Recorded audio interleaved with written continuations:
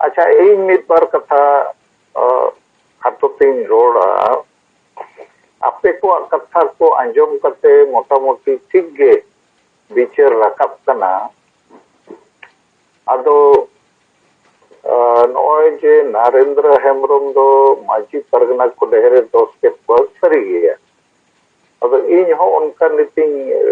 अपे अगलमरो तीन बिचारिया कि अतु को हनन ठीक लेन खान दिसोम ठीकुआ और जेते अतु रे मिटन सिस्टम दो मेना माजी परगना व्यवस्था दो मिटन सिस्टम कना अदो नो सिस्टम दो माने फेल सिस्टम कना नो सिस्टम हनन ठीक ताहे को खान आबोरिन होड़ को जुमिद रे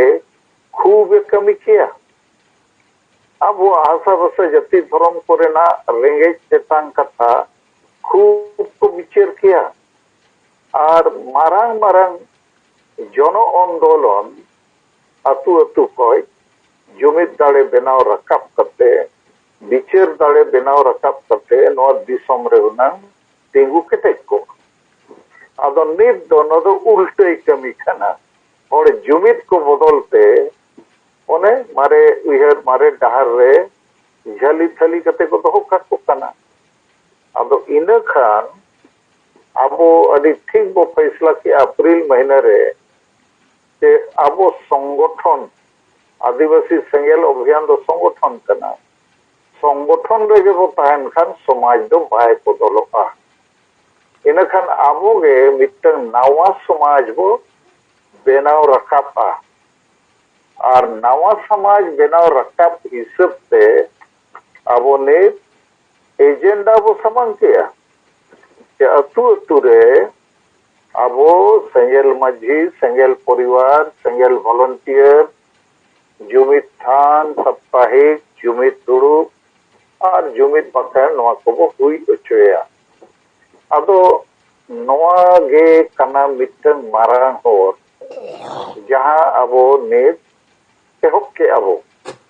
और बंगाल रिया हुगली जोन रे आदि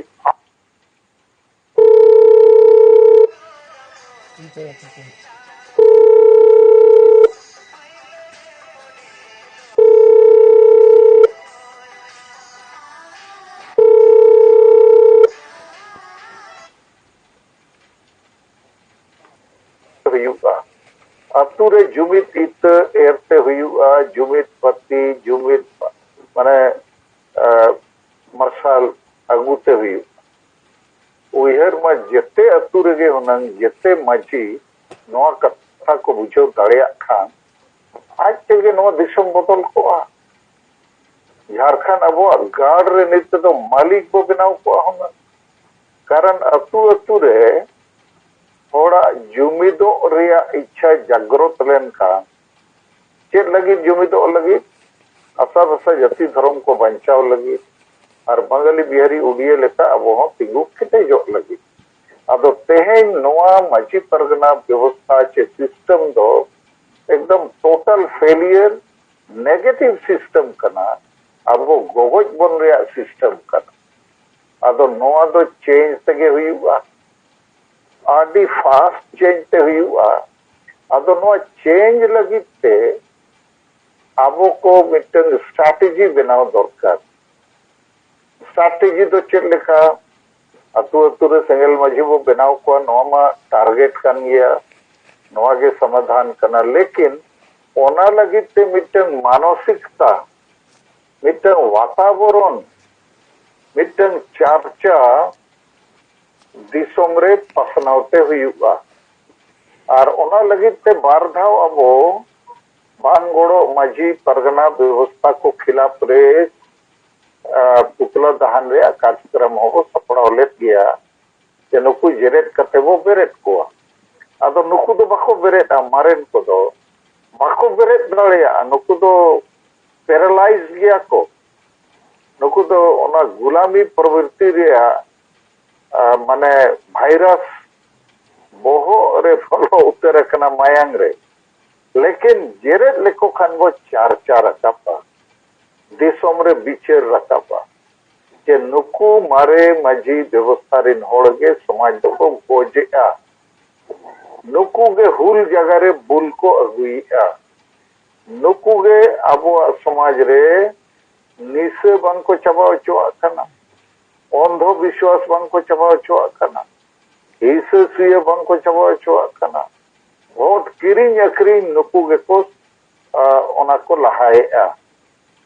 और नुकुआ मारे उयहर मारे डहार अबो दो नॉन पॉलिटिकल अबो दो सेदाय लेका गे अबो दो रुमु बुलु डांडोम बारोन टन्या नोआ रेगे बो ताहेना इत्यादि अदो अबो थोड़ा नोआ चितान रे अपे आर मिद्धो बिचेर पे माने कमी मा ठीक गया सेंगेल माजी सेंगेल परिवार सेंगेल वॉलंटियर अतु अतु रे बो बनाव को लेकिन ओना बेनाव लगी आर हो थोड़ा तो बांगा आर हो देहेर मिटन मानसिकता और वातावरण बेनाव लगी अब मसला नाम दरकार प्रचार प्रसार दरकार नुकु गे को गोजेत कोआ नुकु कारण तके आदिवासी बाको जुमिदोग कना नुकु कारण तके वोट किरिंग अखरिंजोग कना नुकु कारण तके डन बाको चबाग कना नुकु कारण तके बुलु होड़ बाको सुजग कना अदो नोआ खूब जोर सुर हुई लेन खान होड़ को बिचेरा नित दो को बढ़ाए गया नुकु चेक को चिकाए लेकिन बोतोर ते को थीर कना अदो इन्या मेन दो नोआ आस्पेक्ट चितान रे अब थोड़ा अपे बिचेरिए को बिचेर पे नोआ सलाते इन्या बोहरे आर बारिया जिने सिजुक कना बिचेर लिखाते मिट्टन दो नोए जे चाकरी जीवी को बो अड़ी सको कना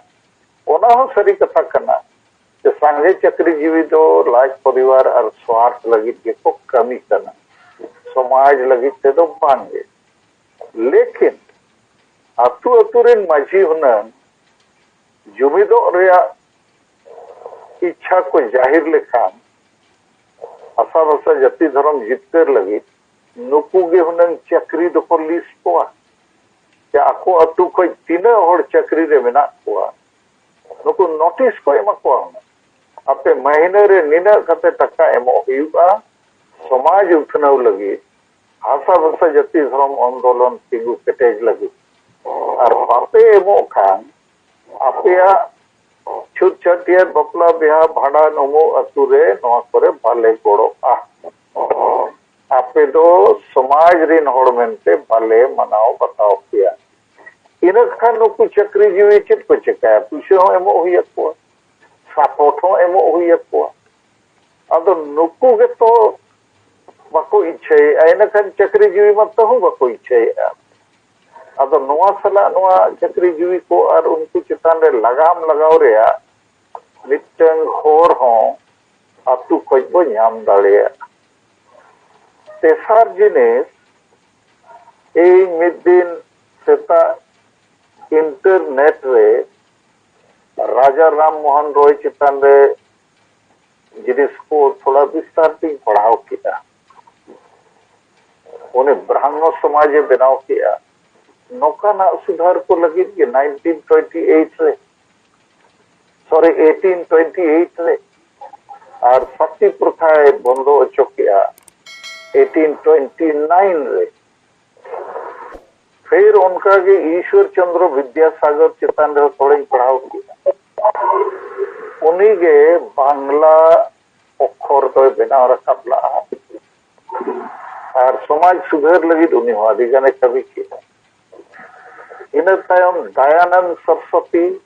जहां आर्य समाज बनाव किया इन तायम रविंद्रनाथ ठाकुर और आज बाबा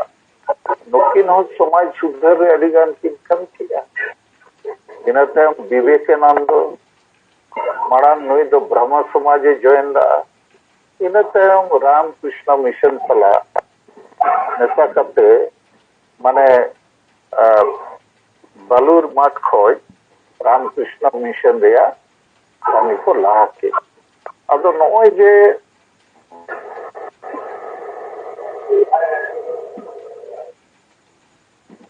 राजा राम मोहन रॉय ईश्वर चंद्र विद्यासागर दयानंद सरस्वती, रविंद्रनाथ ठाकुर, विवेकानंद, रामकृष्ण, नुकु को समाज लगित को कमी की नवा समाज को बनाव किया और उनका गे महाराष्ट्र में मिटन दौली थोड़े ताहे कना महात्मा ज्योतिबा फुले और आज बहु सावित्री बाई फुले नुकिन हम मिटन नवा समाज किन बनाव किया सत्य शोधक समाज आदो इन नवा को थोड़ा ले रिया उद्देश्य दो के अबुआ समाज दो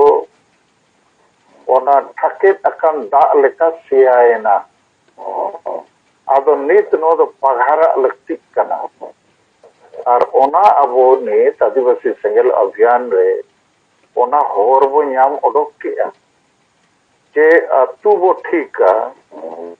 और अतु रे व्यवस्था ठीक लगिते अबो माझी परगना व्यवस्था रे बो सुधरा तो ओना बो न्याम किया ओना ठीक लेन खान गे ना आदि गान बीमारी आज तक चाबा और आदि मारंग जुमित दाड़े बेनाव रखापा और नुकु चाकरी जीवी हो गोड़ो तेगे हुई अपा नुकु तो आको ते तो ना बाको गोड़ो लगाम बो लगाओ लेको खान को गोड़ो तेसार कथा अपे को नवा लई सदिन कना जे धर्म होय जुगनिता एटा दिक्कु को समाज दो नित चाबायना अब समाज में ना अतु अतु रे माझी परगना व्यवस्था से संताल समाज, मुंडा समाज, उराव समाज, हो समाज, भूमिज समाज दिक्कु को अदो समाज जगह दो धर्म में हटाओ किया उनको तो को हिंदू ये ना मुसलमान ना ईसाई ना और धर्म गे उनको दो जुमित को कना अकोरिन माझी परगना दो नितो धर्म गुरु को कना को जैसे ईसाई रिन धर्म गुरु फादर को, बिशप को, पास्टर को, सिस्टर को, के मुसलमान रिन मौलवी को, हिंदू रिन पुरोहित को, अदो उनको दो धर्म नितुम ते हर को जुमी देखो, रुमो बुलु डन न्याम लगी तो बांगे, को जुमी देखो, अर्चे लगी तो जुमी देखो, आशा भसा जति धर्म नौकरी विकास लगी अदो जेते जगह रेगे सिस्टेमेटिक जुमी दो रेया कमी दो चला कना आबुआ समाज रेगे सिस्टेमेटिक जुमी दो रेया कमी बाय चला कना अदो सिस्टम नित दो डेवलप ते हुआ जैसे चक्री जीवी को वो रोहित पड़ा करे हो नुकु तो लाज परिवार और स्वार्थ लगित गे और बको सोचे लेकिन सिस्टम वो बेरेट लेकान सोझे हुई अकुआ जैसे अतुरिया सिस्टम ठीक अब और धर्म वो मानत लेखान जुमी दो लगित ओना हो सिस्टम लेखाय कमी है और जब अतुरिया सिस्टम और अब धर्म रिया सिस्टम ठीक कमी किन एहब लेखान पॉलिटिकल सिस्टम हो अब ठीक हुआ माने वोट किरिंग अखरिंग बंदो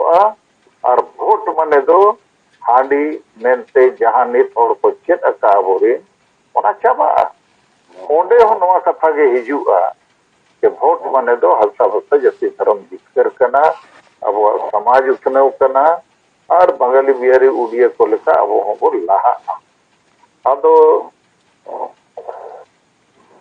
नवा गे मित बार कथा विशेष आपे कोई लई सदक दिया कि अतुरे माझी परगना व्यवस्था रे विकल्प जहां अब वो बनाव का ओना बहुत तेजी के साथ पढ़ाओ मा और ओना बढ़ाओ लगे वातावरण मानसिकता बेनाव मा चर्चाए मा और ओंडे खोजे